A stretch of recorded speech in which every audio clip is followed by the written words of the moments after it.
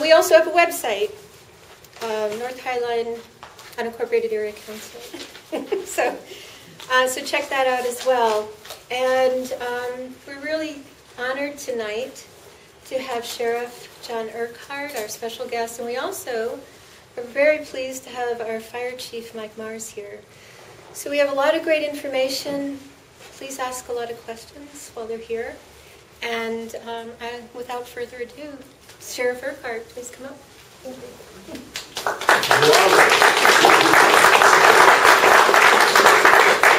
Thank you. Yes, please ask a lot of questions because I don't have a whole lot to say, quite frankly. First of all, let me have my officers introduce themselves. We've got at least 3 here, plus our CSO, Peter Trung. So, Bill, why don't you start with you? My name is Deputy Bill Penner. I'm with the Metro Transit Division. Why are you here tonight? I heard that there was some Metro Transit Division work on the free cookies. And snacks. Snacks always help. And Bill's also a member of our SWAT team. I'm Pat Butchley. Until the 15th of this month, I work just up the road here, and I will be moving on to another assignment and sheriff the cookies. Peter? Peter Trung, working up in the White Center for the last 25 years. I'm here for water and cookie. BJ? And I'm BJ Myers, the White Center storefront deputy. And I think you all know BJ, right? Yeah. Does a great job here. And Pat Butchley, our captain, your captain, has done a great job here as well. In fact, he's done such a good job working out of the Burien precinct that I transferred him. So you got to be careful, don't do too good of a job. He's going to our communications center. He'll have about 90 people working for him. We'll have a budget there. He's going to be very, very busy. It's no more pay, but it's kind of a promotion, don't you think? He's just sitting back there and smiling. Well, as you know, I was elected sheriff in November. I was sworn in on November 28th, so I figure I've got about 5 months and 3 days as sheriff. But I wanted to just update you a little bit on what I've done in those 5 months. I've been pretty busy. One of the first things I did when I came to the sheriff's office was redo how we put people out in the field, how we set unincorporated county, how we dispatch our deputies, where we assign them. And pretty much we'd gone to kind of a zone plan where they were all over King County and they could get switched. They might come to work one morning and be working up by Woodinville, and the next day they'd be working down by Enumclaw. And it was a great plan. The plan was to reduce overtime. Didn't reduce all that overtime, and the unintended consequences were such that I wanted to change that. And actually I wanted to go back to a precinct model that we had for many, many, many years. So now we have a precinct up north in northeast King County, we have a precinct in southeast King County, and we have the precinct that we've always had down here in Burien, but the precinct commander will now be a major. And the other 2 precincts will have majors as commanders and captains underneath them. I think this is a better way of deploying our people. We'll go back to having roll calls. We haven't had roll calls for a long time. And I think they're very, very valuable for a bunch of different reasons. So that's kind of some of the internal things I've been doing. But externally, I came into the sheriff's office and I figured out that we don't have a good plan for U visas.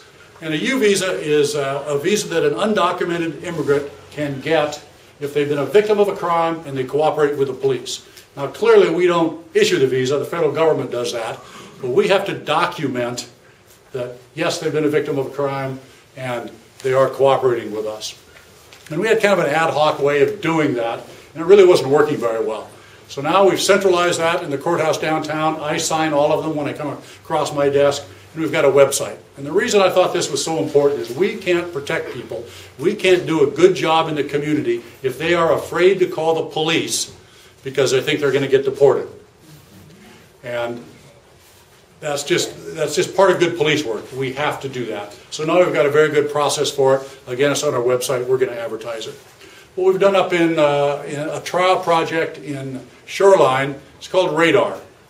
And Radar is a program where we send our deputies out into the neighborhoods to connect with people that may have mental issues, mental health issues, or drug issues that are tied up in mental health, which happens so frequently. So they go out there, they get to know the people, they get to know their names. More importantly, they get to know who their deputies are. They talk with the providers, their support group that they have around them. If they've got guns in the house, they may want to give those guns up. We'll take those guns and keep them for safekeeping. What we want to do is connect with these people before there is a violent incident, where they have some sort of crisis in their life where we get called, and too often we have to use deadly force when we get there. We want to reduce those incidences, and we think we can do that if we've established a relationship with these people early on. A continuing relationship, go back there as often as we need to do. We're trying it in Shoreline. We think it's going to work. I want to spread that all over the Sheriff's Office, all over King County, in every partner city and in unincorporated King County. We've started the LEAD program up in Skyway. And the LEAD program has worked for the Seattle Police Department in Bellevue, in Belltown, very, very well. And that's where we don't have to take low-level drug users or even low-level sellers of drugs. We don't have to take them to jail. We can take them to treatment if they're willing to go. We've partnered with Evergreen Treatment Services. It's a way that we don't have to arrest everybody that we come across. A much better way of dealing with people that have these problems. Otherwise, we just keep arresting them time after time after time, and off they go to jail. We're doing it up in Skyway. I want to expand that to White Center if I can. I think it's a great program.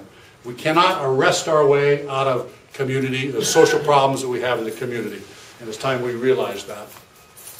We've totally changed the way we investigate what we call categorical use of force by our officers. By categorical, I mean serious use of force, where we injure somebody in an arrest, or we might even shoot them and kill them. How we investigate those from an administrative standpoint. We're very good at looking at it from a criminal standpoint and forwarding that information to the prosecutor's office and for the inquest, but we haven't been very good, we haven't been very consistent in looking at it administratively. And we have to look way beyond just that moment in time when the officer pulls the trigger, for example. We've got to look at the training that was involved. We've got to look at the tactics that were involved and figure out a way, if we can teach our officers to get away from the situation where they have to use that force, to give them other alternatives. But unless we look at this administratively, unless we investigate it thoroughly, we're not going to be able to do that.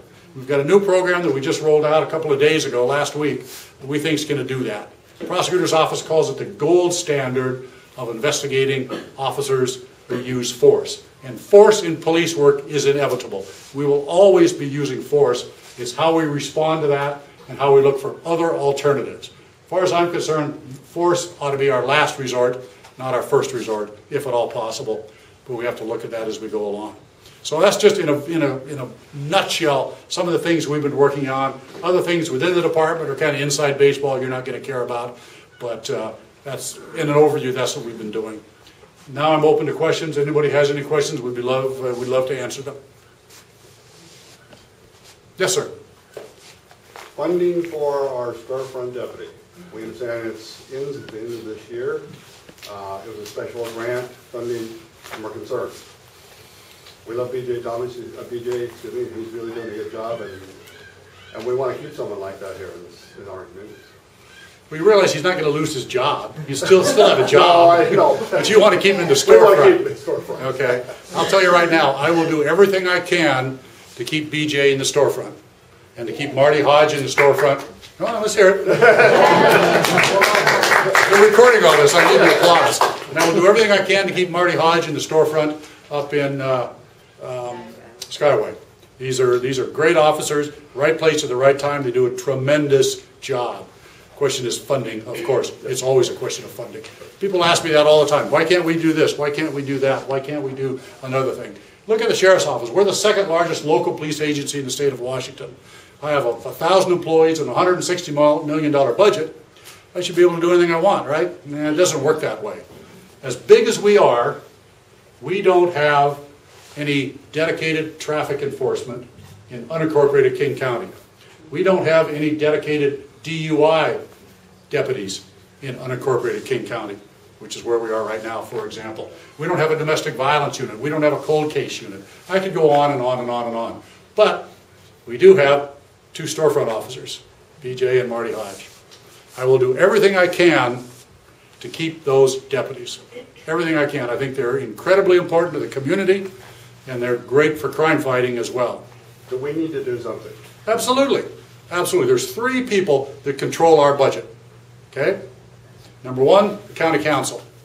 Number two, this is not in any particular order. Number two, the county executive. Number three, your sheriff.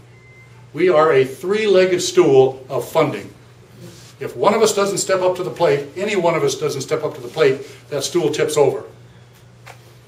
So I'm not saying that the county council is at fault, or Dow Constantine is at fault, or I'm at fault. It's a partnership. We all have to do everything we can.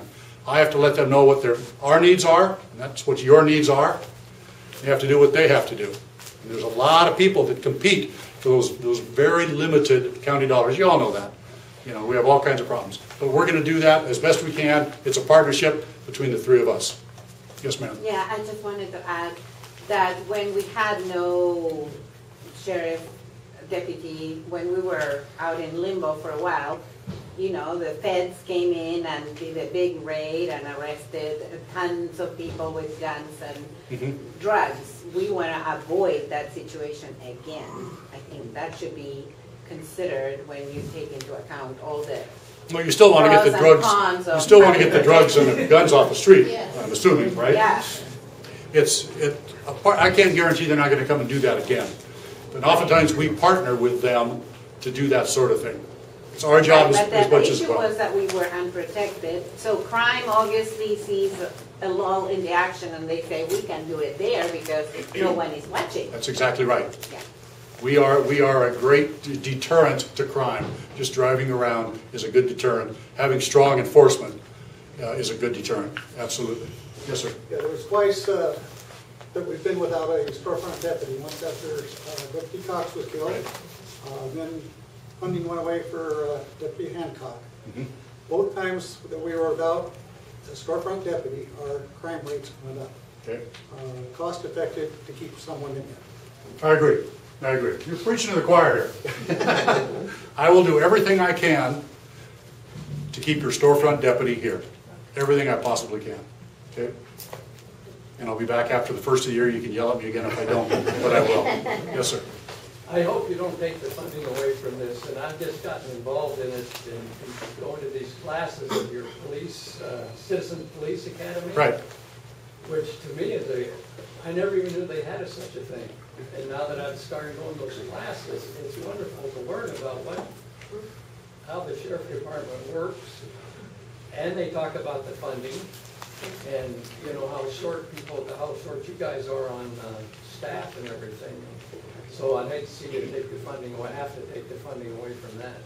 I get a lump sum amount of money every year, and it's up to me to decide where it goes.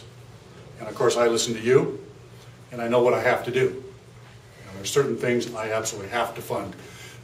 My goal, what I'm going to do, and I've said it ever since I've been sheriff, is reactive patrol, 911 patrol comes first. I've got to have a sufficient number of deputies to get to your calls. Response time matters. How long it takes us to get to your call absolutely matters. That's job one. If we don't have good response time, people die. I can't be any more explicit than that. People die. You look at the shooting in Newtown. That shooting stopped. That man quit killing kids when he looked out the window and saw an police officer in the courtyard. Quit killing kids, and then he shot himself. We had a deputy in Fall City. Really routine, suspicious person call on December 10th, 6:30 in the morning. He gets there. He's all by himself. He gets attacked. He ended up having to shoot that man. Transient, homeless man, killed him.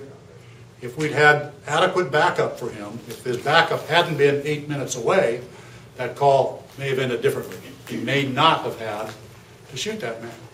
Response time matters. People die.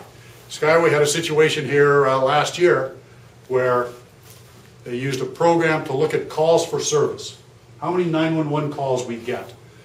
And they determined that between 2 o'clock in the morning and 8 o'clock or 10 o'clock the next morning, that 8-hour period, the calls for service didn't justify 2 officers up there. So they pulled 1 officer out. Well, that area is not safe for 1 officer, so he spent all of his time, for the most part, over in White Center. Great for White Center, not so good for Skyway. That's not the way to deploy people. If we did that on Vashon Island, we wouldn't have anybody over there. I think at 1,400, almost 1,500 calls a year. No, that's like 2 or 3 a day, if that. We just send them over on the ferry every time somebody called 911. That's not the way to deploy officers. And that's not the way I intend to do it. So I start with 911 and I build up from there. If I have enough money, you'll have your storefront. I think you'll have your storefront. Yes, sir. So nowhere is safe for one officer because you got the gunfighters that will try to draw down on them. Yes. Always. I would agree with you. Nowhere is safe for one officer. We have one officer cars. And in a way, it makes for better police officers, quite frankly, because they have to talk their way out of situations. But certainly, White Center is not safe for one car. Boulevard Park is not safe for one car. Skyway is not safe for one car. Vashon Island, even with all the hippies over there, Vashon Island, I say that with a smile on my face, Vashon Island is not safe for one car. That's exactly right. I'm sure. Yes. You know, we just recently had a very contentious annexation campaign and vote.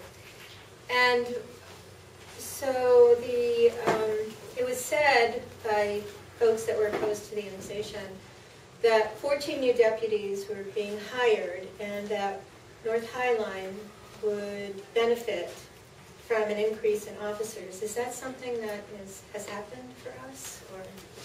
Well, we certainly haven't hired 14 new deputies by any stretch of the imagination. Hired? No, we haven't hired them, we haven't deployed them. Okay. We are hiring more, and we will have more out there now.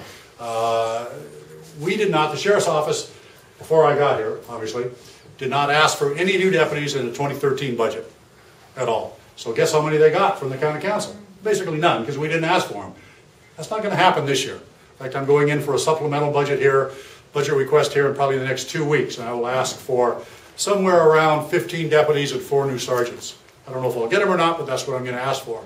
When we get to the 2014 budget, I'm going to ask for a lot. I'm kind of giving the council advance notice. I'm going to ask for a lot because we need to rebuild the Sheriff's Office. We've been cut and cut and cut and cut because the county didn't have any money, didn't have any money, didn't have any money. I agree with that. I don't blame them for doing that. But the time now is to build back up. And it's probably going to have to go slowly. I get that, but it still has to be done. The people in the county are very fond of talking about how much money the criminal justice sucks out of the general fund. The general fund is what's used to pay the day-to-day bills. Depending on who you talk to, it's 76 to 90%, I heard the other day from one of the people in the county. It's not 90%. Closer to 76 to 80%. And that's for the Sheriff's Office, for the jail, for the public defenders, and for the prosecutor's office. That's a lot of money. But the #1 job of government is to keep people safe. Right? Sheriff's Office uses about 9%, a little bit more than 9% of the general fund. And that's gone down in the last few years from about 12%. We are taking less of the general fund because we're much better at what we do, and we've cut all these programs, cut all these officers. So it's a fact of life. There is no money, and everybody's going to tell you that from King County, but we still have to keep you all safe, and that's my job. And it's my job to lobby for money. It's your job to write emails and letters to me, as one leg of that stool, to your county executive and your county council person. And then it's up to them to spread the money around. That's how the system works. Yes, ma'am. Earlier, when you started your talk, you talked about a number of things that are not available in unincorporated King County. Yes. The last one I heard was about domestic violence. I wondered if you would repeat those again, because I think that this is part of what we need to know we do not have in unincorporated King County. For several years, we had a dedicated domestic violence unit. These are very specialized detectives and a community service officer as well that investigated and charged domestic violence suspects. Remember, most domestic violence is a misdemeanor or gross misdemeanor at best. But the research has shown that a domestic violence suspect, somebody that's willing to beat their wife up, for example, is more likely than any other suspect of any other crime to go on to a serious crime of violence, including homicide. It's an extremely important crime to investigate. Right now, we still investigate those, but they're done by generalist detectives. They've got a whole stack of cases on their desk, from car prowls to vandalism to burglaries to car thefts, and then the domestic violence case.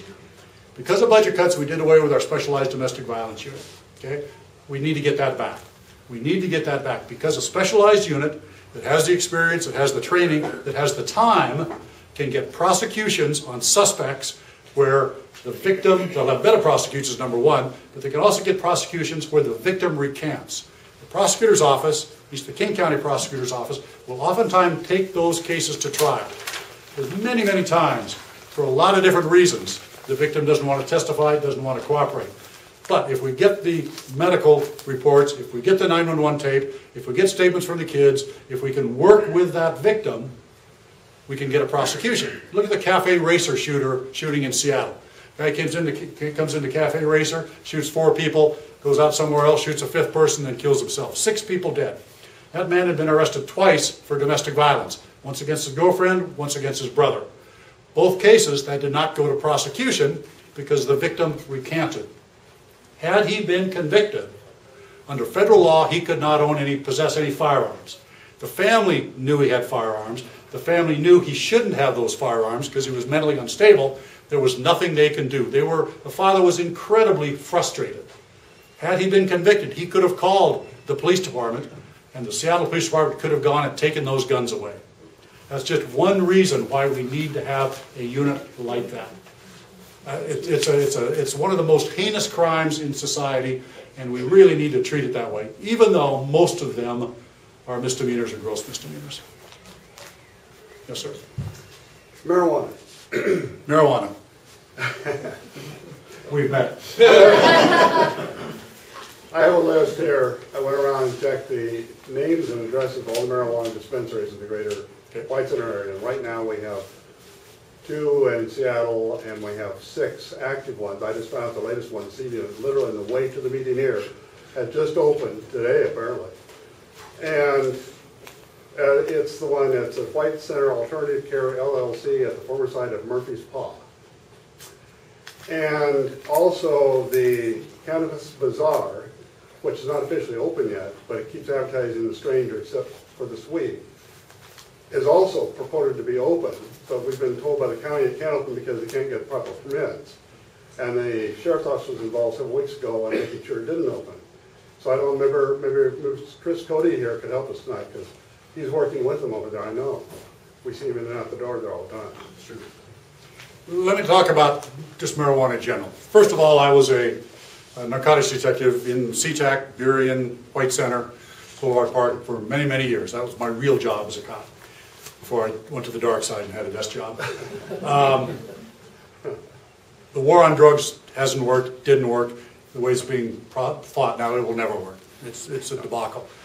So I was a strong supporter of Initiative 502 that legalized marijuana. We got to try something. People in Washington State, I think, wanted legalized marijuana for basically consumption, small amounts.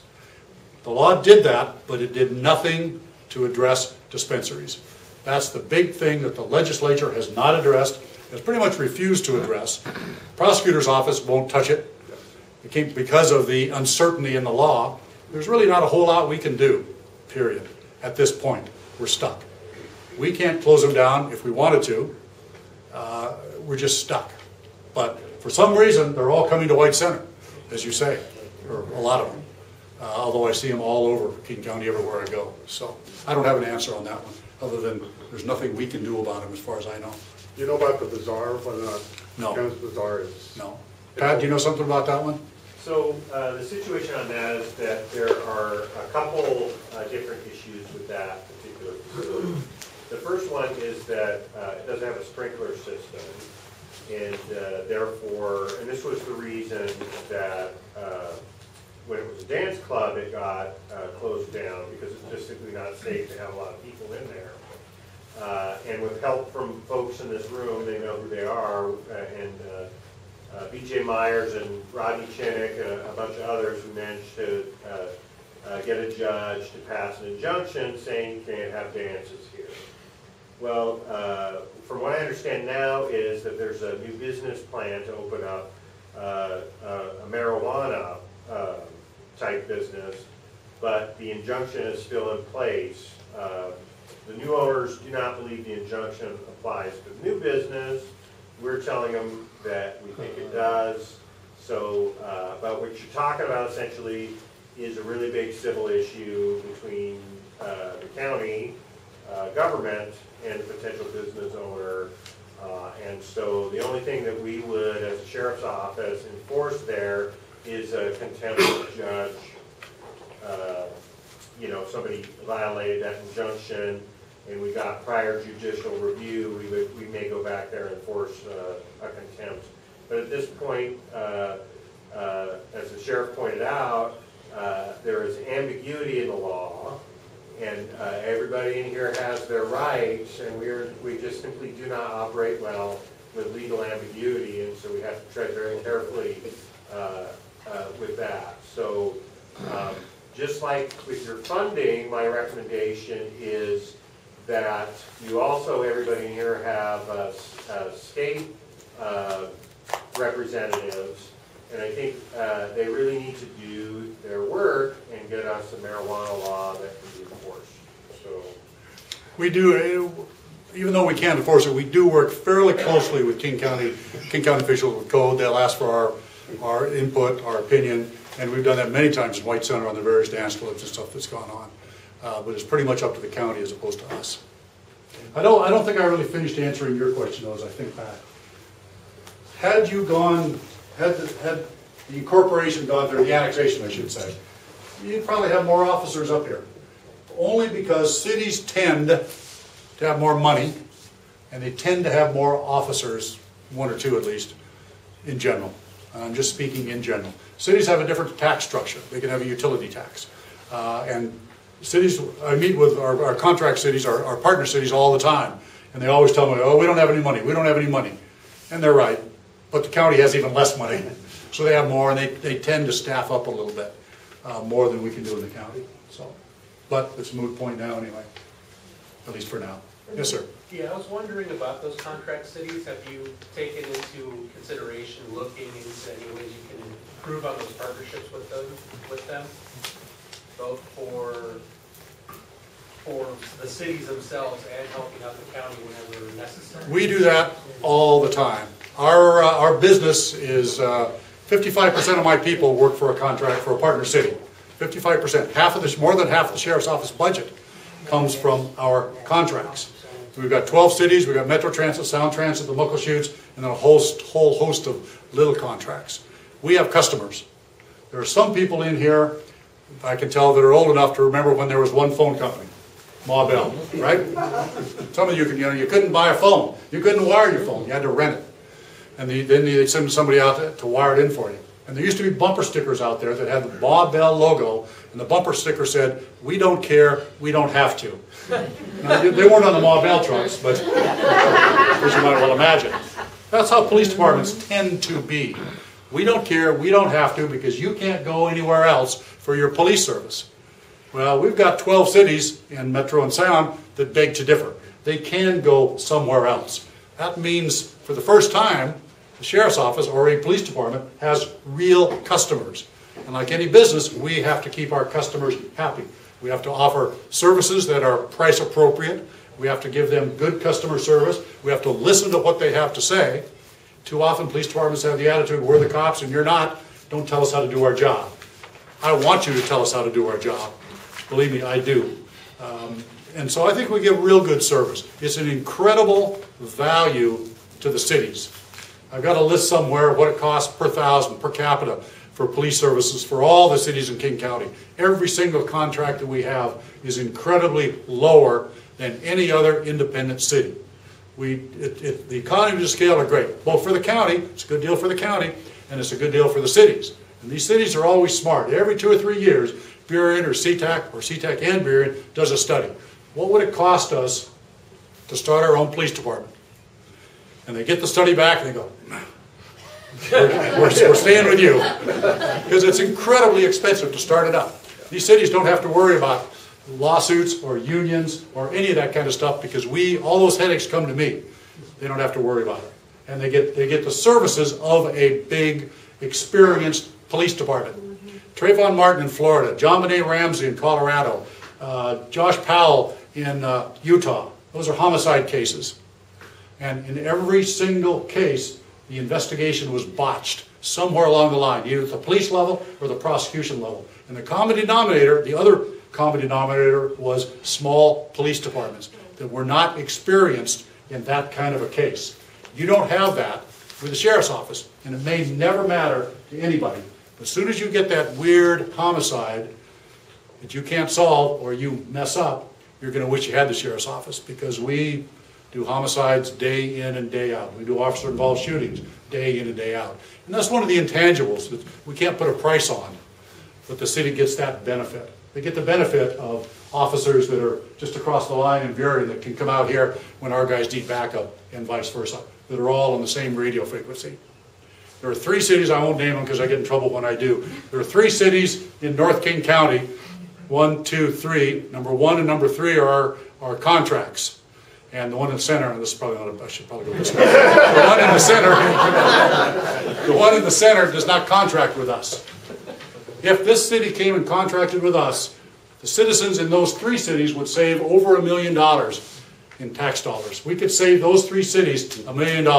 We could save this center city several $100,000. And this city doesn't have any money, but they don't want a contract because they love their police department. They could love us too. They just don't know that. So, and every decision that I make, I walk over to our contracting office and I say, how much is this going to cost our contract cities? Because everything makes a difference. And if it's not too much, I'll go ahead and make the decision. But if it's a big deal for whatever it is, I'm very, very careful, and I may make a different decision. I have another just a quick question. Two cost you a buck. Okay. You pay me on that. the marijuana facilities, I know that other departments aren't going into places to inspect, if they're serving food because of the fear of putting their employees at risk, some kind of federal issue. Is that something that also impacts the sheriff's department? I mean, if there was an occurrence inside one of the markets, or is there anything that would keep? There's no laws that I'm aware of that we could enforce along those lines. Public health could do it, the building department could do it, but nothing that we can actually do. Well, I mean, if there was an issue, a problem inside the place. Would we go in? Yeah, that would prevent, okay. Nothing that would prevent us from going in, Okay. if it's legal. Yeah. Absolutely. Yes, ma'am. I had 2 questions. One, with the rerouting of the metro bus stops and their routes, Okay. how much of that did any kind of policing matters played into that? Because there used to be a big hub by Bartell, and now it's kind of moved to Westwood Village, and it's not quite as effective for transportation. So I'm just wondering, did policing matters play a part in that? I don't know, but I doubt it. I would be very surprised if that was the reason. They're very good. Again, we have a major that works down there. It's in charge of the police department. It's 60 people, 60 or 70? 69. 69 now? Wow. 69 officers that work for Metro Transit. You're aware of that? If that would play a part? Bill? I can answer that Okay. question. The reason the hub changed over to Westwood Village was the incorporation of the new rapid ride line that goes along to the Alaska Junction area. And as the sheriff said, there's only so many dollars. Metro wants to get the best bang for its buck and help as many people as they can. So that's the new hub. And they're figuring is, if you gotta wait for the bus, there's businesses you can wait at, have a coffee, whatever, more places to park, and they gotta put it somewhere. So not a crime issue then, It right? was not a police issue at all. It was just a routing issue. And Number 2? my second question, and I do not have a dollar as well. She'll pay. She'll front it for you. With the order that the Seattle Police Department is under with the Justice Department to review their practices and everything like that, how much of that, what's the engagement of the Sheriff's Department and Seattle Police as far as learning from each other and having differing or common ways of approaching use of force? As I said, we're the gold standard. Nobody has our procedures for investigating use of force yet. I suspect they'll be looking over our shoulder. We look over their shoulder on a regular basis. Nobody in the sheriff's office has all the answers for anything, quite frankly. I'm very, very open to information I can get from any source, whether it's the Department of Justice. We have our own Office of Law Enforcement Oversight, Civilian Oversight. We've got Monitor Bob. Merrick Bob, who's the monitor for the Seattle Police Department. I work with him fairly regularly. I want to learn as much as I can from them, both the bad and the good. I want to see what they did, and if it didn't work, I don't want to do that. So we work very closely together. They're going to have a new chief, Jim Cugel, that will take office here as the chief by the end of May. I'm having lunch with him next week, just to talk about those sorts of things. We worked with them yesterday on the May Day marches. We do that on a very, very regular basis. Their office is 2 blocks from my office. They can learn from us, we can learn from them, and that's my attitude at the very least. Yes, sir. How effective are block watches? Very effective. Very effective. It gets people, if nothing else, it gets people engaged in their community, and it gets them to know their neighbors, all that sort of thing. But from a crime standpoint, I really think it makes a difference, because you get people talking about it. You know, I always say that I can drive through somebody's neighborhood every day, you know, till hell freezes over, quite frankly. And I'm not going to know what's suspicious in your neighborhood. Well, maybe I am if it jumps out at me. But for the most part, I'm not going to necessarily know. You will know. You can drive home, you can drive down your street, and you will know if something doesn't look right, because you're there all the time. And I want that attitude spread among everybody, and a good way to do it is through block watches. Then I want you to call 911 so we can come and figure out what's going on. You know, if your gut tells you it's not right, something's not right with that person walking down the street because he's a stranger or he's casing houses, or there's a car there that you've never seen before that just looks a little hinky, call us up. We'll come take a look. And you don't mind that? Oh, absolutely not.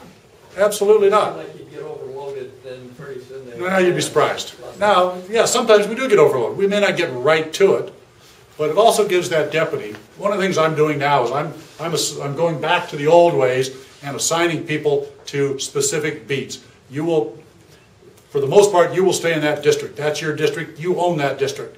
You own the good guys. You own the bad guys. You're responsible for that district. So they get a bunch of phone calls from you about strange cars. They're going to come and talk to you, or they're going to know what's going on. Even if they get there 2 hours late, at least they have that information. So if they see that car, that suspicious person later on, they'll know. If you never call, we'll never know. So I want you to call. Doesn't mean we're going to get there right away, but I want you to call. Ma'am, you had a question right here. Yeah, we've had a couple of incidents in our neighborhood in the last month. People coming in, I mean, on a Saturday afternoon, just walking our neighbors' houses and taking things, right? Okay, that's a burglary? Yeah, it's definitely a burglary. We have one a couple of doors down from my house. Now, I'm home a lot in the day. Okay. And I'm wondering, you know, these guys are getting brazen. Okay. You know, I don't really worry about it. I have 3 really big dogs. But I mean, we have other neighbors. Now, how often are our neighborhoods patrolled? Are there, and there are a lot, and I'm not, you know, I don't see it, but I don't know. If you don't see it, it's not enough. And that's a very difficult question to ask. Do I have as many deputies out there driving around as I want? No, absolutely not. I want more. We can't be in every neighborhood all the time. Those calls, 911 calls I'm talking about, that helps. We know to go back there. We try to be there, but we're not. I do believe that uniform patrol, marked patrol does deter crime, however. That's one of the reasons we need to be there. I don't want my officers, no offense guys, sitting at the fire station for an 8-hour shift, or at the donut shop, or at the coffee shop. I'm really, really big on that. The other day I drove down Metro Transit, you'll love this. I drove down by Costco at 6:20 in the evening. And just north of Costco on 4th Avenue South, there's a Starbucks. 5 police cars, 5 of my police cars sitting at that Starbucks. I know it wasn't you, Bill. Well, maybe it was. I resisted the temptation to go in there and kick you know what.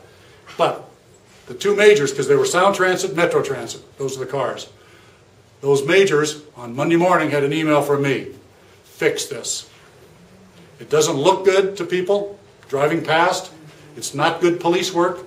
It's dangerous. We saw that in Lakewood when 4 officers were there having coffee.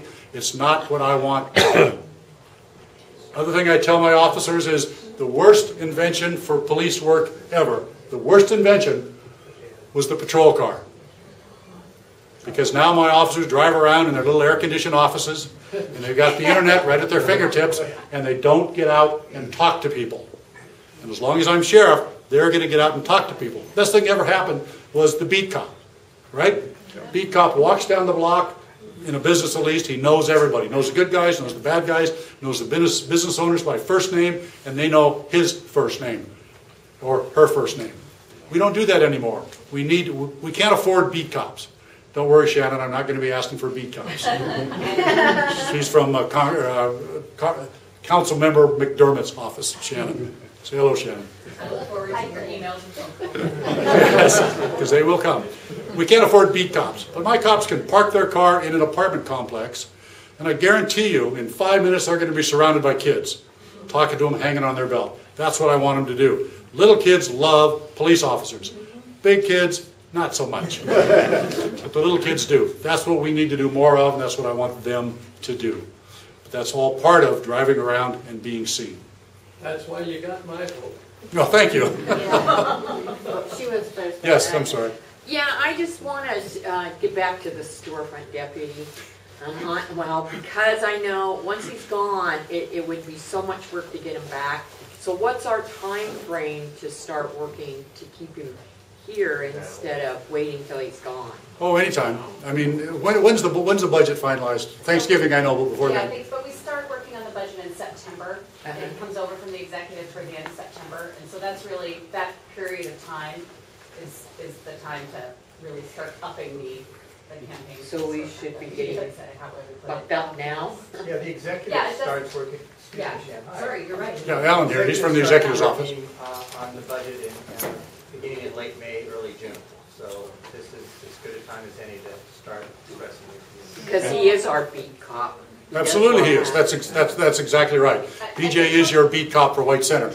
Now, Council member is very pleased that there is a storefront deputy and would like to keep him as well, so.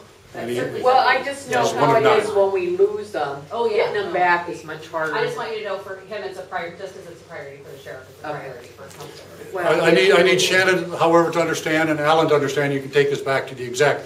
I am not blaming them. Like I said, this is my decision as well. It's all three of us that need to hear from you. That's what you think is important. And then it's our job to make sure that we do as much as we possibly can to listen to you, what you think is important. Because again, we work for you. Yeah, I just wanted to say that, going back to the beat cop, that when Steve Cox was alive, I moved to White Center in 2005. I bought my house, and that day, the next day, I don't remember when, soon thereafter, I get a knock on the door, and that was Steve telling me, welcome to the neighborhood, here's my card if you need anything. I was like shocked. Well, yeah, so it was very nice, and he was unique in that way. We've never had a deputy like that again, but very involved in the community and loving everyone. He knew everybody, and that was it makes you feel safe. Absolutely it does. Yeah. I want all of my cops to be just like Steve. So I was a peer officer with Steve at this precinct. I supervised it when I was a sergeant at this precinct. I knew Steve very, very, very well. He was a great police officer for a whole bunch of different reasons. What you described is one of the best, quite frankly. I'm going to start a couple more questions, Okay. and we'll start wrapping it up. Yes, ma'am. You mentioned the LEAD program. Yes. And it sounds to me like something that would be very good for White Center. What is your plan? I want to bring it over to White Center. We are working off of a grant from, I can't remember who, that gave money to Evergreen Treatment Services to take these people into treatment. It's a question of money and how many people they can have in their system, because they're using us from Skyway and Seattle from Belltown. So as soon as I get the go-ahead that there's enough money, enough options from Evergreen Treatment Services, we'll move it over to White Center. So it's a great program, at least to try and see if it makes a difference, and we're doing that. Anything else? just want to make sure, when you need a police officer, or you see any suspicious activity, you call 911. 911. Because a lot of people think you have to do the non-emergency. So You can call. The same person that answers the 911 call answers the non-emergency line. And when you call 911, they're going to say, what's your emergency? I don't have one. I want to, okay, hold on. And they transfer you. Simple as that. 3 ways to get a cop if you need one. Call 911, go to the donut shop, stop into the precinct. If you go to the donut shop, there better not be 2 of them in there. I don't want to hear about it. Or go to your local precinct down in Burien. We'll be there too. Could you explain that when we call 911 and there are problems, that those get logged and so it shows that we need the officers here? If you ask for an if we don't call, then it's showing that there's nothing going on. No, absolutely right. The only way we know, if we're over here and you're over here and you got a problem, you got to call us and let us know that we can come over and even see if it's a problem. But if it's logged, it's showing that we do need more police attention here. Yes. Yep. Thank you all very much. It's fun to come back here. This is where I had fun doing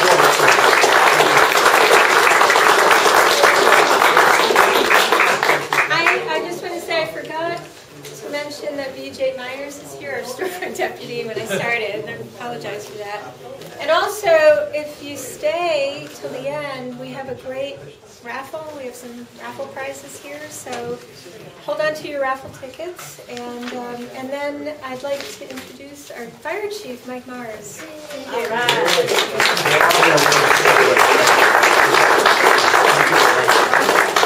Thank you very much. My name is Mike Mars. I'm the fire chief. I'm actually the fire chief for King County Fire District 2, which serves Burien and Normandy Park.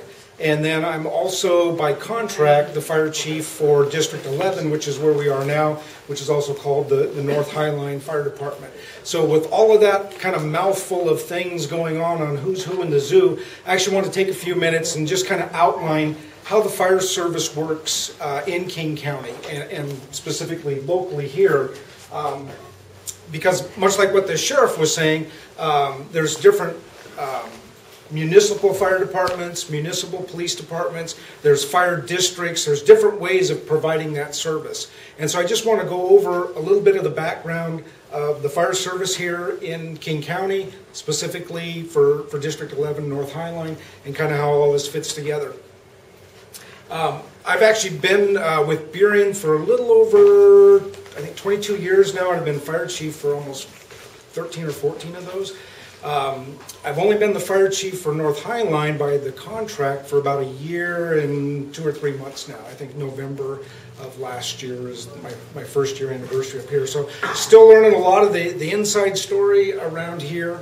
But we'll just kind of take it from there, and then I'll do questions at the end. So this is and I hope that goes away, please clean food. And like the sheriff, I'm going to talk a lot about the need for money. So we need money so we can clean our filters. So who are we? The North Highline Fire Department. The main difference between fire departments and fire districts, and a lot of people, including myself, use those interchangeably, but typically fire departments are cities. They're part of a city, just like the Public Works Department or Parks Department or other department. They're a department unto a city, and they're funded by the city. Fire districts are typically in unincorporated areas or have cities annexed into them, like Burien is annexed into my fire district, King County Fire District 2, and Normandy Park is annexed into my fire district, King County Fire District 2. So both cities are annexed into a fire district. Departments receive their funds directly from the city, like the sheriff was talking with the county budget. Fire department, they're in there vying for the same money as the roads, the parks, the public works, the whatever departments are all in that big city budget process. With the district, we levy our taxes directly, and the county collects those for us. So we're authorized to collect $1.50 per thousand of assessed value, and I'll go over an example of that. But that's all we have to do, and so that's the nice thing about being a fire district, is we are not in there arguing with how much money goes to police, how much goes to public works, how much goes to roads, how much goes to all these different things. All of our money is to provide fire service in the community. So it makes it real easy from a fire chief standpoint. Fire departments, they report directly to this, either, they're again, depending on the type of government, whether it's a strong mayor, city council, mayor, form of government, or a city manager. So there's different forms of cities that you'll hear about, and that's who they report to. In a fire district, I report to a board of 3 fire commissioners that are elected from the community. And it can be either a 3 or a 5-person board. Both the boards up here in District 11, North Highline, and the board up in Burien is a 3-member board. Some have 5-member boards. How are we funded? Property taxes. That's the biggest part of our budget, comes from taxes. $1.50 per assessed value on your personal property. For a $200,000 home, it works out to about $300 a year or $25 a month. So you take whatever the value of your home, divide it by $1.50, divide it by 1,000, times it by $1.50, and that will give you how much you pay to the fire district for fire and part of your EMS service. King County Medic 1, we also get funding from that. That is on the ballot. It's a 6-year levy cycle for the EMS levy. That provides for Medic 1, it provides us funding for the BLS, which is the basic life support. All the firefighters on all the different types of apparatus are all EMTs, the basic life support. Advanced life support is by the paramedics. It also funds 911 centers for dispatcher training. It also provides funding for citizen CPR classes that we put on. And that vote is for renewal up in November, and it's a really important part of King County. We also put in for grants both from FEMA and the state. And there's assistance to firefighter grants. We put in for some of those. We've got new air packs. I think about 39 new air packs up here through a federal grant from FEMA. Rescue equipment. There's trauma care grants that we've received to provide equipment and staffing for the trauma. Contracts, services with other jurisdictions. We pay North Highline, we meaning, this is where I use myself interchangeably. As the chief of Fire District 2, we actually sign, and there they go, a contract with North Highline, District 11 up here, to provide service to part of the area that Burien annexed. And we'll go over that in a little bit, but this is those economies of scale where it's beneficial for both districts to provide this service.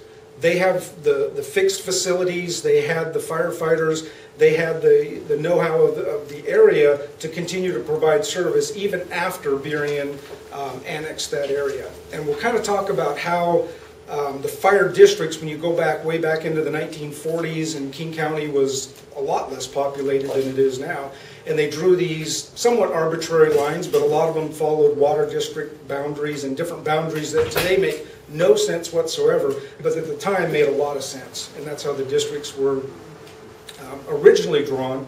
And then as cities incorporated, they spanned those boundaries. And so you might have a fire district that has multiple cities, like Fire District 2 does, because of the way that they incorporated an annexed area.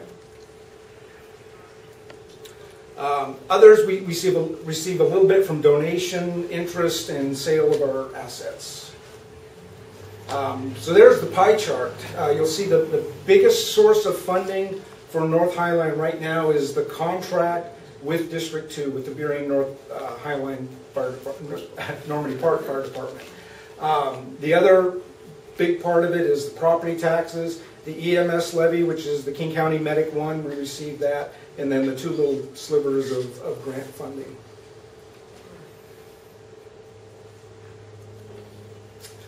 So what do we do? Besides sometimes go to Starbucks and get a cup of coffee. So the sheriff wouldn't like that. But, we respond to fires. That's the number one thing that we do. But interestingly, it's not maybe as many as you would think. A lot of people, and this is why I want to do this talk tonight, is a lot of people have some misconceptions about what firefighters do, how often they do it. The reality is, in North Highline, these are 2012 numbers, they had 123 structure fires, which is only 3% of their calls. And if you do that on, based on 365 days a year, every couple of days we'll get a structure fire. So it's not like we go to multiple structure fires a day.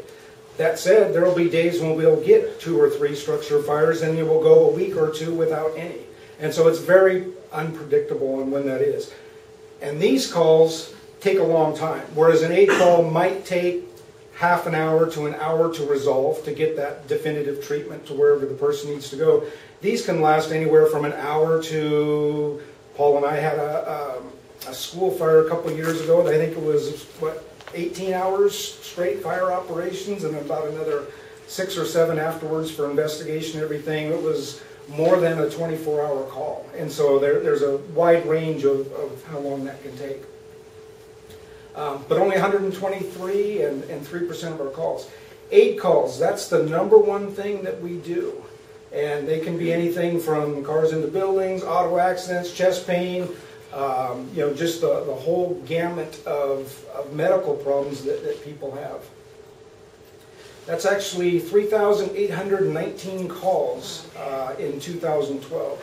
83% are some type of medical incident that we deal with. And so we do a lot of training in medical. It's a large part of our work as far as number of calls that we go on. And then we have other responses: rescues, hazardous materials calls, water rescues, not so much swift water stuff like that picture is, but certainly in the lakes. We've been on rescues in the lakes and pools in the area. And that number, there was 644, about 14% of the calls. So a lot of other stuff, and so you really do have to be a jack of all trades, because you don't know when you come to work what you might be faced with on any given day. How do we do it? In the medical side, it's a tiered response. And so what that means is, like the sheriff said, when you call 911, they're going to ask, police, fire, what's your emergency, or what are you reporting? I'm having chest pain. Well, if you're, let's not use that one. I cut my finger. How about that one? This will be an easier one. I cut my finger. Okay, is it bleeding? Yeah, it's bleeding pretty good. Okay, how old are you? Do you have any other health concerns? They're going to immediately start a basic life support call. So that can be either a fire truck or an aid car. Those would be firefighters that are EMTs. Now that level of medical response doesn't require paramedics. Most likely from a cut, from a finger, it's not going to be life-threatening, so the EMTs can handle that. If you call 911, I'm 55 years old, I'm having chest pain, it's radiating down my arm, you're going to get the same interrogation, but they're going to say, okay, because of the criteria-based dispatch, you're going to not only get the firefighter EMTs, because of all the other things that they talk to you about, you're going to get the paramedics, you're going to get the advanced life support. And so going back to that King County Medic 1 that's coming up in November, that's where all that funding goes, to train those dispatchers, to train the EMTs, to train the paramedics in this system. Advanced life support in King County, and I should know this right offhand, but there's 4 or 5 paramedic providers in King County. Seattle is their own provider, South King County is another provider, Bellevue is a provider, Shoreline is a provider. Is that it? And then, and there's a couple, and like the fire districts, this gets very complicated because South King County also does Vashon.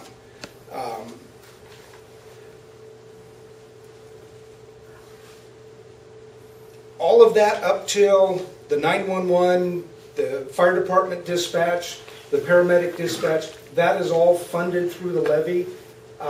Transports to the hospital where you get additional medical care, you may go, if it's life-threatening, you may get transported by the paramedics, or you may be transported by a private ambulance. The private ambulance is the only additional charge that you would receive if it's a medical call. This is really important. This is something that I think everyone in the fire service in King County is very proud of. Cardiac arrest survival rate, comparing a whole bunch of different cities all over the United States. If you look at Seattle, King County, and this is 2009 data, and it's actually even higher now. I think we're approaching 50% cardiac survival rate. And if you look at across the nation, and this goes back to what we've always heard, there is no better place to have a heart attack than in King County or Seattle, King County area. These are the stats. And if you look at very, very big cities, very advanced cities, and if you look at their cardiac survival rate, it's nowhere near what it is Seattle, King County. This is the best system in the entire world, bar none. Comes close in Rochester, Minnesota. So, other than that, bar none, this is the best system. On the fire side, same thing. You're going to call 911. You're going to, police, fire, what are you reporting? My house is on fire. They're going to immediately dispatch the appropriate response, recommend a first alarm fire response. The CAD system, the computer-aided dispatch, is going to say, okay, based on your address, you're going to get the 4 closest fire engines in the neighborhood. And we all work on a mutual aid agreement, because right now North Highline has 2 fire engines in service tonight. Burien has 2 fire engines in service. SeaTac has 3. Federal Way has, South King probably has 7. No one has enough to do multiple alarm fires, and so we all work together in the area. And we'll get to what that area is a little bit. Typically, per the NFPA, they recommend 4 firefighters per engines. The reality is almost everyone runs 3 firefighters per engine because of the funding. There's very few. Seattle will run 4. Bellevue might on some of their engines. We also get an aid car dispatch. There again, the firefighters, some nights might ride on an aid car, some might be on a fire engine. Tonight we have an aid car in service in Burien. There is no aid car in service in North Highline. And with that aid car, you get 2 firefighters, 1 battalion chief, and he's the guy that or gal that gets to deploy all those resources and try to get a quick resolution to whatever that big incident is, in this case a fire. And so he will direct all those resources, which is about 19 first responders on a first alarm fire. And so if it's a bigger fire, if you need more resources, you call another alarm. Pretty much everyone, you're just going to double that up. So when Seattle says they have a 2 alarm fire or 3 alarm fire, you just start adding just those same resources. Each alarm, you may get something unique. I think on second alarms, we'll get a medic unit because there's a higher likelihood of injury, either to civilians or to firefighters. We'll get rehab stations, which are actually high school students that are in fire programs, explorer programs. They'll come out with refreshments and food or whatever, because we have to have fuel, just like the engines have to have fuel to keep going. So,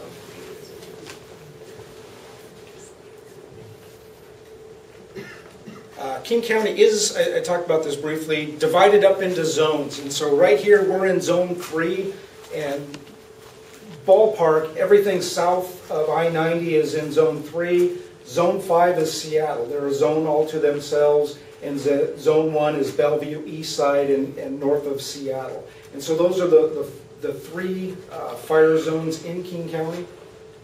We work very closely with our zone partners, and so we will typically work with all the fire departments south of I-90 mostly. That's not exclusively, but mostly that's the way it works.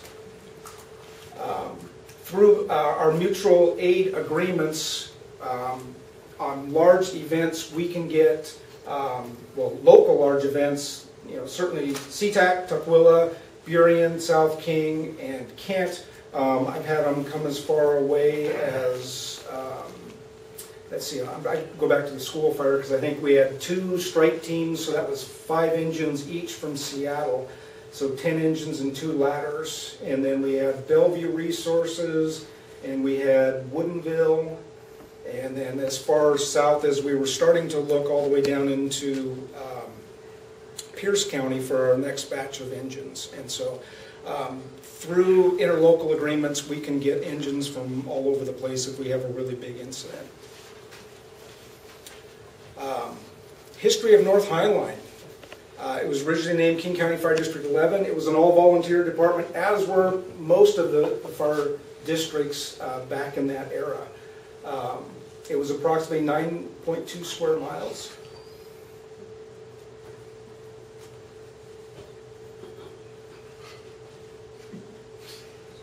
There we go. Fire District 18, which was part of Tukwila, merged into North Highline in about 1988 or 89. And then almost immediately, Fire District 18 voted to annex into the city of Tukwila. So the district from the 1942 original boundary got pretty big, and then almost immediately got smaller again, back to that 9.2 square miles. I'll kind of breeze through this because the punchline is more at the end. In 1993, the city of Tukwila annexed Oxbow area and the city of Burien incorporated. So the original incorporation of Burien spanned much of our district in District 2 and quite a bit of District 11. And so a lot of that automatically became Fire District 2. So now District 11 is down to 6.8 square miles in 1993.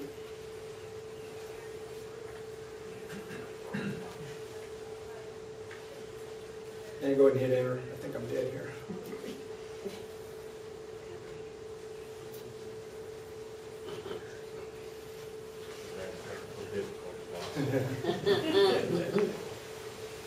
Better clean the filter.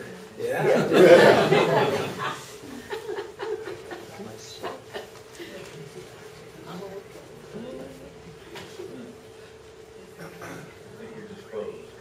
Okay, so I'm just going to keep going. City of Burien in 2010 annexed Area X, which was the XY part of what we had worked on for many, many years, and still are working on. Now the district, as of today's boundaries, is about 3.5 square miles. So the district went from over 9 square miles to roughly about 3.5 since 1942. And I bring this up, and why this is important is, like the sheriff said, so much of this comes down to money and those economies of scale. This district has shrunk so much in size that we're really struggling up here to continue to provide that service. As the sheriff indicated, there's been cuts and cuts and cuts over the years. We are down to, we fund 2 3-person engine companies 24/7, 365, and that's it. All the other staffing, we have transferred that staffing over to District 2, so we've hired some of the battalion chiefs, the command staff level, moved them over into Burien because Burien got bigger, North Highline got smaller. But the challenge is this smaller annexed area, those economies of scale, and the sheriff spoke about it with a small police department, where when you're trying to provide service to such a small area, that economy as a scale is very difficult. And so this is one of the biggest things that we're struggling with up here is our funding, as is everyone else. Go ahead and try it again here and see. So we've reduced in size approximately 62%. Go ahead. And that was from 42 to 1913. The other huge challenge we have up in this area is 20% of our area is tax-exempt property, and that results in about $465,000 less in tax revenue because of that tax-exempt status. And so if you look at King County housing, if you look at other tax-exempt properties that don't pay any property tax, but if they're on fire, we go put them out. If there's medical calls, we still go. And so that is probably one of the biggest challenges, along with what everyone else is challenged with, which is your AV, the house values, everyone's house values have been going down, so our revenues have been going down. And so as the revenues have been going down and the area that has been shrinking goes down, unfortunately, the amount of tax-exempt property is still the same, or even getting bigger in many, many cases. And so whereas it used to be less significant of the overall problem, it is much more significant to the problem now. And so that's one of the biggest challenges we have up here right now. Along with all the funding issues, this is one of the big funding issues. What's our future? Additional annexations, that's a big unknown. What will happen in regards to annexation? Still uncertain. Property values. I think everyone in this room hopes that the property values, for all sorts of reasons, start to rebound, and which will help our funding.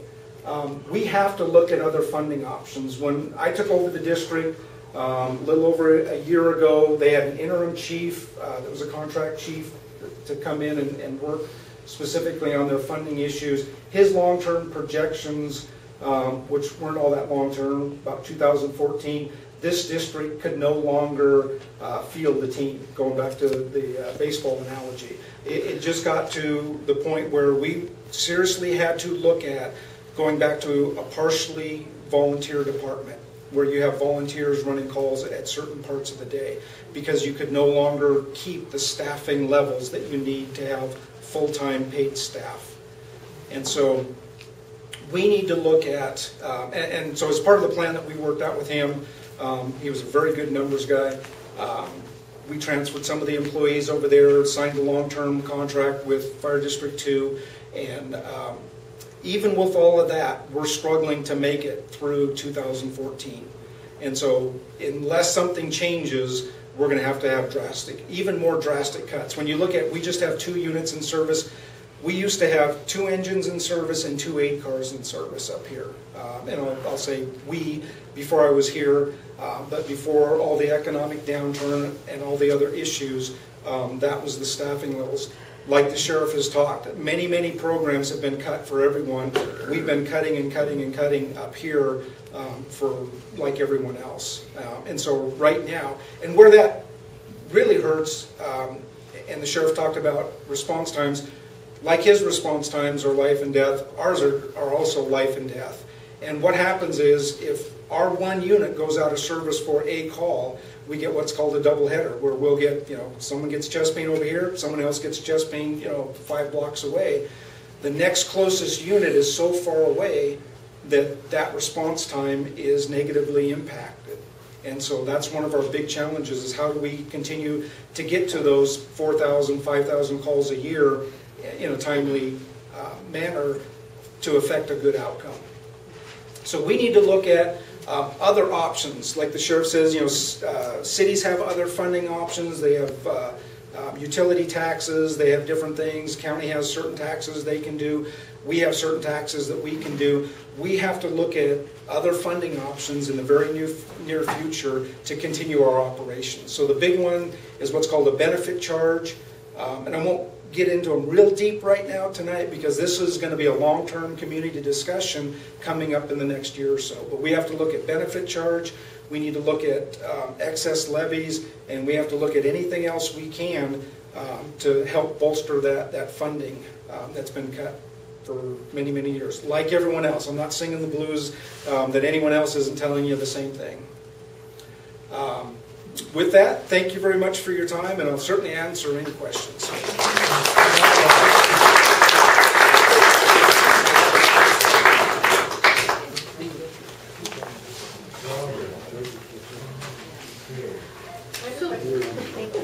Would we have been better if our department would have been obtained if we'd annexed to Berrien? I mean, would that solve? I think Berrien has a great fire department. Yeah. Would that solve this issue? Would it resolve the issue? It would have diluted the issue with the tax-exempt property, because then you're spreading it out over such a bigger area. You ask the people in Berrien, they some might not have liked the fact that you were diluting that problem over their area, or not, and I know that was part of the discussion. But our deployment right now is We have an 8-car in service every day, and we have an engine in service every day at our headquarters station. At our other satellite station, we have an engine in service. And so our deployment is slightly higher, like the sheriff said. Typically, cities will have slightly higher deployments, both in police and fire. The fact that we have 2 cities annexed into our fire district, we operate closer to a city model than we do a district model, because districts were, 1942 rural Burien. Burien's not so rural anymore, and so we have higher deployment than they do, way out in the county, in the rest of the county. So. You mentioned the funding source based on revenue. What prohibits the adjustment of the district line into Burien to balance out your revenue resource area so that it is equitable with your service? Well, as far as balancing out, so changing the boundaries of a district is just like changing the boundaries of a city. I mean, you'd have to annex the area.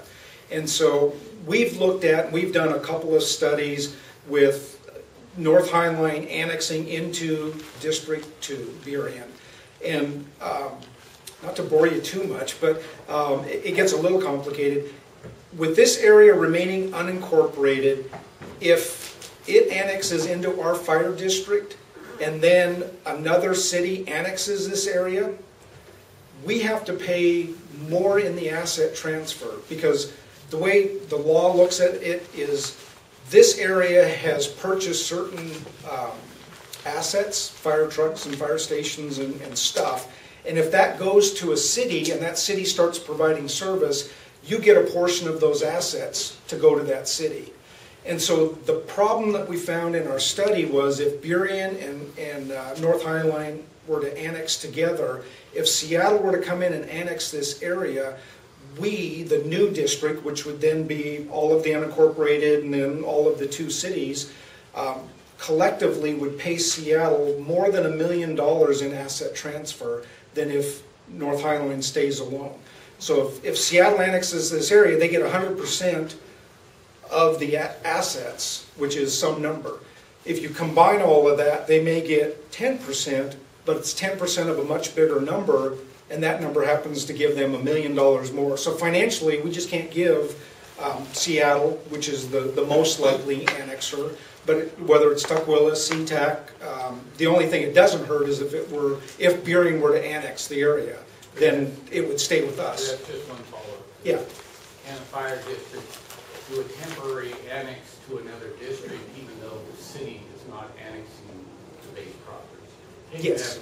Yes. Yes. Yeah. We can. The 2 districts can. Okay. So yeah, the 2 districts could annex, except for the financial exposure it puts us at. I had a question. Just to clarify, what's that benefit service charge? Is that a service charge to the person that calls? No. What is that? So the benefit service charge, in a nutshell, is right now everyone pays, except for tax-exempt properties, everyone pays $1.50 for assessed value. In a nutshell, that $1.50 gets reduced down to $1 per thousand, and then you have a benefit charge based on the type of property. And it's fire exposure, if you will. So if you have a 2,000 square foot house, you have a certain benefit charge that you would be charged for that size house. If you have a 10,000 square foot office space that stores flammable liquids, you'd get a different benefit charge. And so it's based on fire flow, number of square feet, fire flow. It's a complicated formula, and it's not easy to convert from an all-tax $1.50 to a benefit charge, which is $1 tax and then a benefit charge. But it allows the fire district a higher funding level overall. And typically it's because those warehouses or other occupancies that have a higher fire hazard pay more money because of the exposure that they have, the risk involved. So it's a risk base. Wouldn't the same thing be true with high-density housing? Oh, yeah. Yes, and so part of that formula is square foot, type of occupancy. So if it's multifamily, 5-story high rise, all of those things go into calculating the benefit. So the more risk, the higher the benefit. But at the same time, if it's King County housing, then they're not paying a tax. So they are property tax exempt on the dollar, but they're not exempt from the benefit charge. Oh. So, Let's do it. I guess the chances of you going to King County Council and saying, look, we provide service for this tax property in King County, how about the county ponying up some money to help us out here, that you probably get laughed out the door. and this is where I can't speak 100% exactly how the King County Housing Authority, that's probably a whole nother meeting on what their funding is and how what they're exempt from, what their rules are that they operate. They have certain laws that they provide certain things, and one of them is that they're exempt from paying property tax. And I think the theory, if you will, is that regardless, pay me now, pay me later, pay me this way. If we were to charge King County Housing, or if they had to pay that $1.50 for all their property, that money comes from somewhere. It still comes from taxpayers. It just comes back to us. And so, I think that them being property tax exempt, obviously they didn't do that in a vacuum. They did it for a reason. So I don't know what the meaning of it is, but they are, and so somewhere someone's going to have to pay that extra money that hasn't been paid up till now. So Chief, to make a change over to, say, the benefit charge system, does that require a vote of the residents of the area, or can the fire district board decide that? How does that happen? The board would decide by resolution to put it to a vote of the people, and so that does have to go to a vote of the district citizens in order to do that. And the same with an excess levy. So we have levy capacity to the $1.50, and then we can go out and through the Board of Commissioners, they can put a resolution to put it on the ballot to ask for another 30 cents on top of that $1.50. So that's called an excess levy, and so they can do that. I think the term on that, both the benefit charge and the excess levy, is something that I need to educate more, but I think they're 6 year. I think up to 6 years. The benefit charge I know has to be renewed every 6 years, but I'm not sure on the excess levy what the term is on that. And I'm not even sure what the capacity is on how much, because there's other tax laws then that come into place as far as your overall total tax that you can pay. And so there's some other issues with both of those systems that we need to look at specifically for here. I'm going to talk a lot more about these in the weeks and months. Keep the questions coming, because I don't even know what some of the questions need to be answered coming up.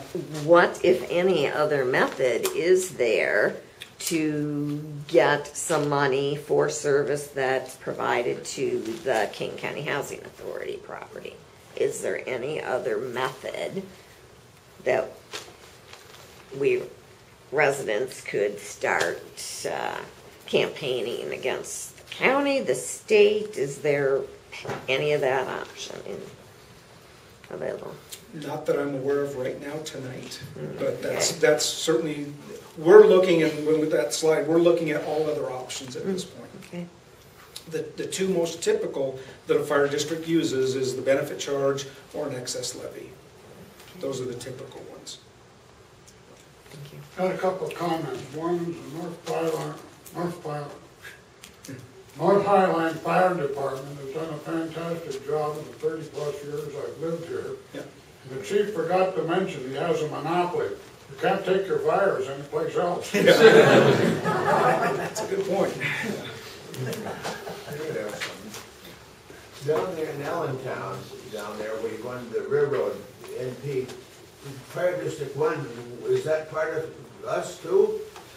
I mean, it's right on 42nd. Yeah. South. No, I think the old Fire District 1 was the Duwamish. Yes. Yeah. Yeah, right Yeah. there. Isn't that something? There's a really good book, and I think King County Library there in Burien, I think you can get it. It's like the history of King County fire departments or fire districts. And so they go through all the numbers. I mean, number 1 was Duwamish, number 2 was us there in Burien. But they're- Fire District I 3. didn't see that on there. I thought they were like a special black watch or something, you know. Well, they went into Tukwila. Oh, Yeah, they're that's part of the that's city of what it was. Tukwila. Yeah, when city of Tukwila incorporated, they took in Fire District 1. Oh, I see, chief. They've homogenized it then. Yeah. Yep, they've absorbed that. And Tukwila is a municipal fire department. Okay, all They're right, not a that's why I district. didn't hear it. Yeah. And so they're all the way up to District 54. So you can learn all the districts from 1 to 54 and what their history is. Any other questions? I got a little confused on the paramedic. Okay. We don't have an aid car at this station. Yeah, thanks for bringing that up. Yeah, so And then the other issue is, does that mean in this area we're more likely to be receiving a commercial ambulance? no, not at all. So what happens with that is, because all the firefighters are EMT, and then based on that 3,000 calls, and like what I said, if it's a cut finger, you don't need the paramedics. So the paramedics are deployed in South King County through the South King County Medic 1. The closest paramedic unit right now is over at SeaTac Station 47, and so the paramedics have a much larger response area. And so for our primary one that we get almost all the time is Medic 4. They come out of SeaTac. They cover all the unincorporated area up here, all Burien, a little bit of the very north of Des Moines. Actually, they put a new one in service. They might not touch any of Des Moines now.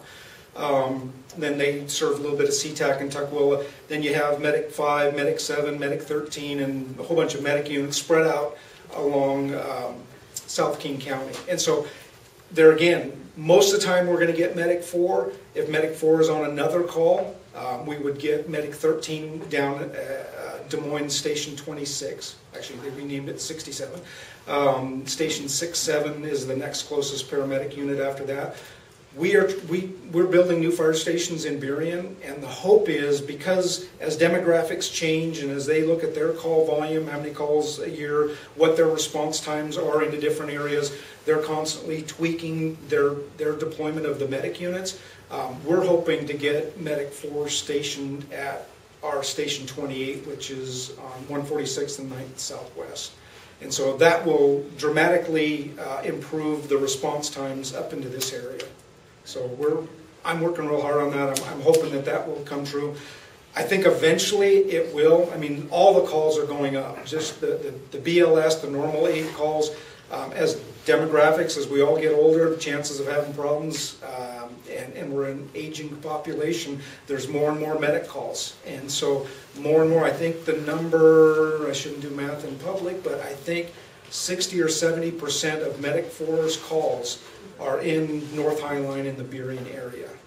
And so it's pretty easy for us to make that argument that we need to move them closer so the response time is better. So, but that affects the other cities. So that, because then they have to move, someone either closer to SeaTac or Tukwila, or there's a longer response time up into that area. But it takes just as long to drive from here to SeaTac as it does to SeaTac to here. So Right.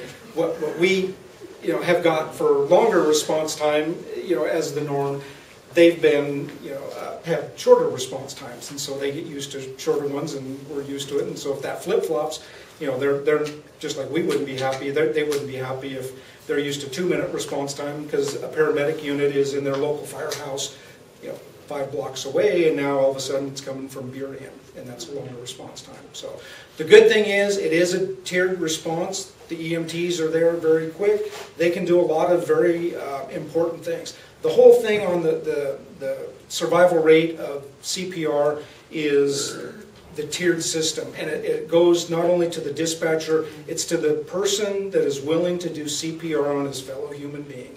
And so learning CPR, that initial CPR by citizen bystander, taken over by the fire department when they get there, shocks, because all the EMTs in King County can use defibrillators and shock ventricular fibrillation. So you can shock, and then the paramedics there within that golden 12, 14 minutes to start giving cardiac drugs, and then rapid transport to a cardiac cath lab or some definitive care for that heart problem. So it's not just the doctors at Harborview or Highline or wherever that cath lab is, or wherever they're going to give you that stent or shunt or whatever that definitive, the real thing that's going to save you from that heart attack. It's us keeping you alive till you get there. And it starts with citizen CPR, goes to the firefighter, goes to the paramedic, goes to that transport to a great hospital. So how often do you hold CPR classes? Burien, we do it once a month, and that's paid for through the King County Medic 2, they call it. But it's part of the Medic 1 program in So King that's County. who we contact? Well, no, I'm trying to think. You threw me a curveball. I don't know. Call the Burien one, because we're trying to, there again, since so much of the staff here has been cut over the years, most of the programs we're handling out of the Burien headquarters. And we try to put one on a month. We need, I think it's 15 to 20 people to do a class. So but as soon as we get 15 or 20 people, we'll do a class and put on the CPR. Absolutely recommend it. Everyone should know CPR. So. Any more questions? I have just out of curiosity. Yep. The Port of Seattle employs a lot of people out of the airport. Mm-hmm. Does the fire department, do they have additional people that respond to emergencies there that are outside of the... They have their own fire department, and I didn't even put them up there as an example, but they're unto themselves. They're not quite a city and they're not quite a district, but they have their own fire department. They have a lot of regulations, FAA regulations, on like the crash trucks and things, their minimum staffing and response time to an airplane down on port property. Their staffing is incredible. I was thinking It's more, to I die think they for. employ something like 63,000 people out there. Yeah. And I'm just thinking of the number of people that work for them that could have a heart attack that wouldn't have anything to do with the airplane. Right, and yeah, whatever you said, the number, and then how many people go through the port right. annually? A million or something? I don't know. There's, yeah. Is it? Yeah, I mean, it's tons. And they're a very busy fire department because, ill people, or you can get ill on flights and stuff, and they're a busy fire department too, and they're a mutual aid partner. We don't see the port as often because of the FAA regulations on how many they have to keep on port property in case of a crash. But they'll come out and we mutual aid out with them if they have something big too. So. Okay. Is that it? Thank you very Thank much. you very much.